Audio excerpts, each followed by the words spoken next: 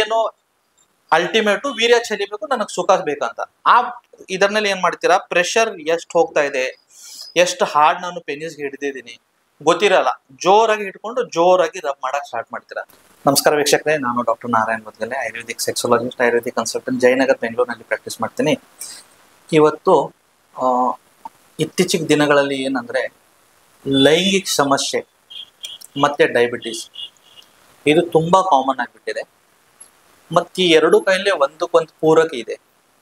ಒಂದ್ ಕಾಲ ಇತ್ತು ಶುಗರ್ ಅಂದ್ರೆ 50 ವರ್ಷ ಆದ್ಮೇಲೆ ಬರ್ಬೋದಾ ಅಂತ ಒಂದು ವಿಷಯ ಇತ್ತು.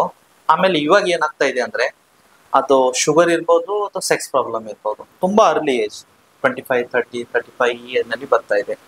ಅದಕ್ಕೆ ಏನ್ ಕಾರಣಗಳು, ಅದಕ್ಕೆ ಲೈಫ್ ಸ್ಟೈಲ್ ಚೇಂಜಸ್, ಅದಕ್ಕೆ ಏನ್ ಮನೆ ಮದ್ದು, ಇವೆಲ್ಲಾ ವಿಷಯ ಬಗ್ಗೆ ಡೀಟೇಲ್ ಆಗಿ ನಾನು ಮಾತಾಡ್ತೀನಿ. ವಿಡಿಯೋ ಲಾಸ್ಟ್ ವರೆಗೆ ನೋಡಿ, ಯಾಕಂದ್ರೆ ಒಂದೊಂದು ಪಾಯಿಂಟ್ ತುಂಬಾ ಇಂಪಾರ್ಟೆಂಟ್. ಯಾಕಂದ್ರೆ ನೀವು ಸ್ಕಿಪ್ ಮಾಡಿ ನೋಡಿದ್ರೆ ಟಾಪಿಕ್ ಮಿಸ್ ಆಗ್ಬಿಡೋದೆ. So first time foremost, young age ಮತ್ತು ಓಲ್ಡ್ ಏಜ್. ಯಂಗ್ ಏಜ್ ನಲ್ಲಿ ಬರುವ ಲೈಂಗಿಕ ಸಮಸ್ಯೆ ಏನಿದೆಯಲ್ಲ ಅದು ಅಕ್ಯೂಟ್ ಪ್ರಾಬ್ಲಮ್ ಅಂತೀವಿ. ಓಲ್ಡ್ ಏಜ್ ನಲ್ಲಿ ಬರುವ ಏನ್ ಲೈಂಗಿಕ ಸಮಸ್ಯೆ ಇದೆಯಲ್ಲ ಅದು ಕ್ರೋನಿಕ್ ಇಲ್ನೆಸ್ ಅಂತ ಹೇಳ್ತೀವಿ, ಅಥವಾ ಕ್ರೋನಿಕ್ ಸೆಕ್ಸುವಲ್ ಡಿಸ್ಫಂಕ್ಷನ್ ಅಂತ ಹೇಳ್ತೀವಿ. ಸೊ ಇವಾಗ ಯಂಗ್ ಏಜ್ ನಲ್ಲಿ ಮಾತಾಡಿದಾಗ ಎಲ್ಲಕ್ಕಿಂತ ಮುಖ್ಯ, ನಾನು ಪ್ರತಿ ಒಂದು ವಿಡಿಯೋನಲ್ಲಿ ನಮ್ಮ ಚಾನೆಲ್ ಮುಖಾಂತರ ಇರ್ಲಿ ಅಥವಾ ಬೇರೆ ಬೇರೆ ನಮ್ಮ ಸ್ನೇಹಿತರದ ಏನಿದೆ ಯೂಟ್ಯೂಬ್ ಚಾನೆಲ್ ಮುಖಾಂತರ ನಾವೇನಿದೆಯಲ್ಲ ಇದು ಒಂದು ಇನ್ಫಾರ್ಮೇಶನ್, ಒಂದು ಎಜುಕೇಶನ್ ಕೊಡುವಾಗ ಎಲ್ಲಾ ಹುಡುಗರಿಗೆ ಅದೇ ಹೇಳ್ತೀನಿ, ನೀವು ಹಸ್ತಮೈಥುನ ಮಾಡ್ಕೋಬೇಡಿ. ಯಾಕಂದ್ರೆ ಇವತ್ ನಾಳೆ ಏನಾಗುತ್ತೆ, ಮುಂಚೆ ಒಂದು ಕಾಲ ಇತ್ತು, ಒಂದು BA, BSc, BCom ಗ್ರಾಜುಯೇಟ್ ಆಗುವವರೆಗೆ ಒಂದು 23, 24 ವರ್ಷ ಆಗ್ತಿತ್ತು. ಗ್ರಾಜುಯೇಷನ್ ಆದ ತಕ್ಷಣ ಮದುವೆ ಮಾಡ್ತಿದ್ರು. ಇವಾಗ ಏನಾಗಿದೆ, ಎಕ್ಸ್ಪೆಕ್ಟೇಷನ್ಸ್ ಜಾಸ್ತಿ ಆಗಿದೆ. ಎಜುಕೇಶನ್ ಕ್ವಾಲಿಫಿಕೇಶನ್ ಜಾಸ್ತಿ ಬೇಕು, ಪೋಸ್ಟ್ ಗ್ರಾಜುಯೇಷನ್ ಬೇಕು, ಮತ್ತೆ ಗ್ರಾಜುಯೇಷನ್ ಆದ್ಮೇಲೆ 1-2 ವರ್ಷ ಜಾಬ್ ಮಾಡಬೇಕು.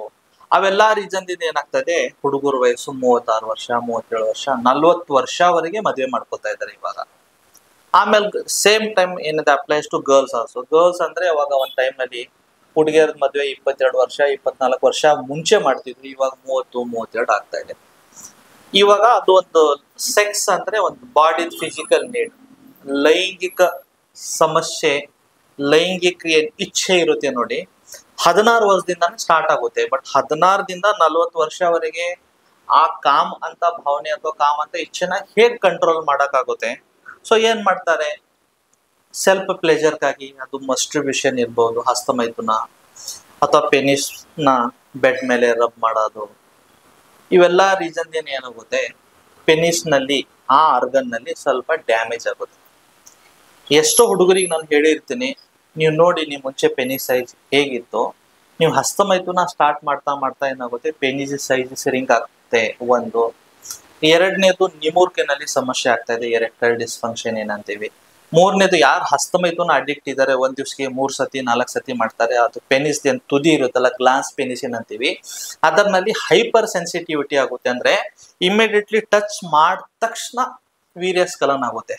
ಹೇಗಂದ್ರೆ ತಮ್ಮ ಬಾಯಿನಲ್ಲಿ ಏನೋ ಚಿಕ್ಕ ಚಿಕ್ಕ ಪಿಂಪಲ್ ತರ ಪಕ್ಕಿ ತರ ಬಂದಿದೆ ಅಂತ ತಿಳ್ಕೊಳ್ಳಿ, ಸ್ವಲ್ಪನೂ ಖಾರ ಉಪ್ಪು ಹಾಕಿದ್ರೆ ಹೇಗ್ ಉರಿಯುತ್ತೆ ನೋಡಿ, ಆ ತರಾನೇ ಹಸ್ತಮೈಥುನ ಮಾಡಿ ಮಾಡಿ ಮುಂದಿನ ಚರ್ಮ ಏನಿದೆಯಲ್ಲ ಅದು ತುದಿ glance penis high sensation ಹೋಗ್ಬಿಡೋದೆ.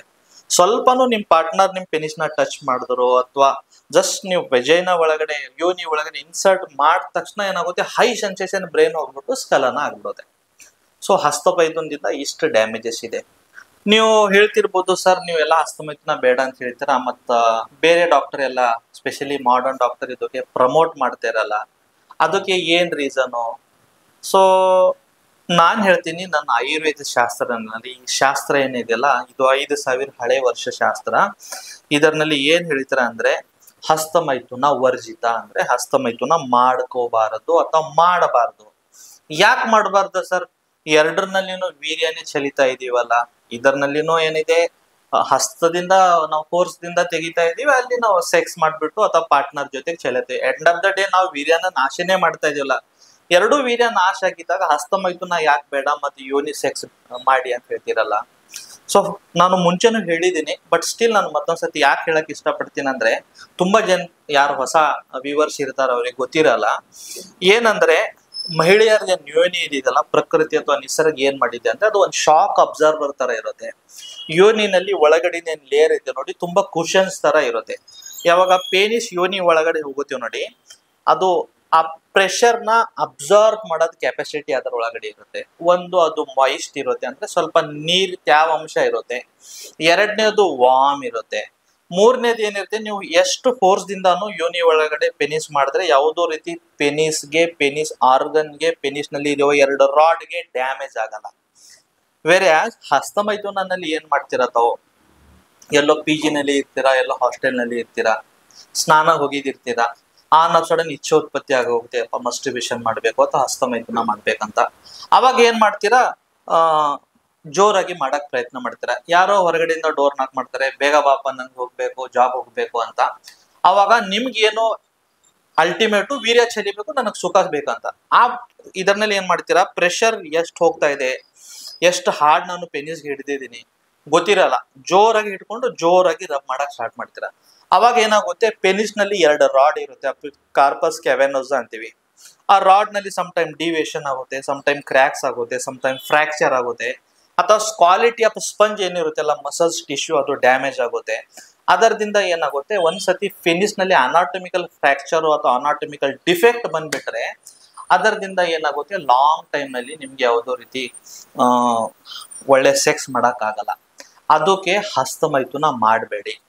In case ನಾನು ಹೇಳ್ತಾ ಇದ್ದೀನಿ, ಇಲ್ಲ ಸರ್ ಇವಾಗ ತಾವು ಆಲ್ರೆಡಿ 30, 32 ವರ್ಷ, 35 ವರ್ಷ ಇದೆ, ಆ ಬಯೋಲಾಜಿಕಲ್ ನೀಡ್ ಇರುತ್ತೆ, ನಮ್ಗೆ ಕಂಟ್ರೋಲ್ ಆಗಲ್ಲ ಅಂದ್ರೆ ಜೆಂಟಲ್ ಆಗಿ ಅಪರೂಪಕ್ಕೆ ಯಾವಾಗ 2 ತಿಂಗಳಿಗೆ ಒಂದ್ಸತಿ, 3 ತಿಂಗಳಿಗೆ ಒಂದ್ಸತಿ, ಅದನ್ನು ಸಾಫ್ಟ್ಲಿ ಏನೋ ಸ್ವಲ್ಪ ಜೆಲ್ಲು ಅಥವಾ ಕೊಬ್ಬರಿ ಎಣ್ಣೆ ಏನೋ ಕೈಗೆ ಹಾಕ್ಬಿಟ್ಟು ಸ್ಲೋಲಿ ಜೆಂಟಲ್ ಆಗಿ ಮೂವ್ ಮಾಡಬೇಕು.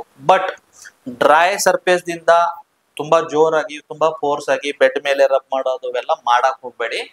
ಅದರದಿಂದ ಎಷ್ಟೋ ಸತಿ ಪೆನಿಸ್ಗೆ ಡ್ಯಾಮೇಜ್ ಆಗುತ್ತೆ. ಮತ್ತೆ ಆ ಡ್ಯಾಮೇಜ್ ಇರ್ರಿವರ್ಸಿಬಲ್ ಡ್ಯಾಮೇಜ್, ಅಂದ್ರೆ ಒಂದ್ಸತಿ ಅದು ಕಟ್ ಆಯ್ತಂದ್ರೆ ನೀವು ಎಷ್ಟು ಸರ್ಜರಿ ಮಾಡಿದ್ರು ನೈಸರ್ಗಿಕ ಆತರ ಆಗಕ್ ಸಾಧ್ಯ ಇಲ್ಲ. ಸೊ ಇದು ಈ ಹಸ್ತಮೈಥುನ ವಿಷಯ ಬಗ್ಗೆ ನಾನು ಹೇಳಿದೆ.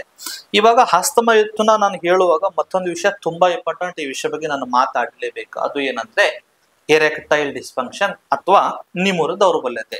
ಇತ್ತೀಚಿನ ದಿನಗಳಲ್ಲಿ ಯಂಗ್ ಹುಡುಗರ್ನಲ್ಲಿ ಇದು ವೆರಿ ಕಾಮನ್ ಅಂದ್ರೆ ಎಷ್ಟಂದ್ರೆ, ಒಂದು 10 ಜನ ಹುಡುಗರು ಇದ್ರೆ ಅದರಲ್ಲಿ 4 ಜನರಿಗೆ ಇದು ಪ್ರಾಬ್ಲಮ್ ಇದೆ. ಒಬ್ರಿಗೆ ಸ್ವಲ್ಪ 20 ವರ್ಷಕ್ಕೆ ಬರ್ಬೋದು, ಒಬ್ರಿಗೆ 25 ವರ್ಷಕ್ಕೆ ಬರ್ಬೋದು, ಒಬ್ರಿಗೆ 30 ವರ್ಷಕ್ಕೆ ಬರ್ಬೋದು, ಬಟ್ ತುಂಬಾ ಯಂಗ್ ಏಜ್ ನಲ್ಲಿ ಬರ್ತಾ ಇದೆ. ಮತ್ ಸ್ಪೆಷಲಿ ಕೊರೋನಾ ಅಥವಾ ಕೋವಿಡ್ ಆದ್ಮೇಲೆ ತುಂಬಾ ಜಾಸ್ತಿ ಇರ್ಬೋದು. ತುಂಬಾ ಜನರಿಗೆ ಕೊರೋನಾನಲ್ಲಿ ಇನ್ಫೆಕ್ಷನ್ ಆಗ್ಬಿಟ್ಟು ಬಾಡಿನಲ್ಲಿ ಸ್ವಲ್ಪ ಇನ್ಫ್ಲಮೇಷನ್ ಇದೆ, ಊತ ಇದೆ, ಅದು ಒಂದು ರೀಸನ್ ಇರುತ್ತೆ. ತುಂಬಾ ಸ್ಟಡೀಸ್ ಈಗ ಬರ್ತಾ ಇದೆ, ವ್ಯಾಕ್ಸಿನ್ ಒಂದು ಸೈಡ್ ಎಫೆಕ್ಟ್, ಬಾಡಿನಲ್ಲಿ ಇನ್ಫ್ಲಮೇಷನ್ ಇದೆ, ಊತ ಇದೆ, ಅದರದಿಂದಾನು ಸ್ವಲ್ಪ ಜನರಿಗೆ ಎರೆಕ್ಟೈಲ್ ಡಿಸ್ಫಂಕ್ಷನ್ ಆಗ್ತದೆ ಅಂತ ಸ್ಟಡಿ ಇದೆ, ಬಟ್ ಇನ್ನ ಪಬ್ಲಿಷ್ ಆಗ್ತಿಲ್ಲ.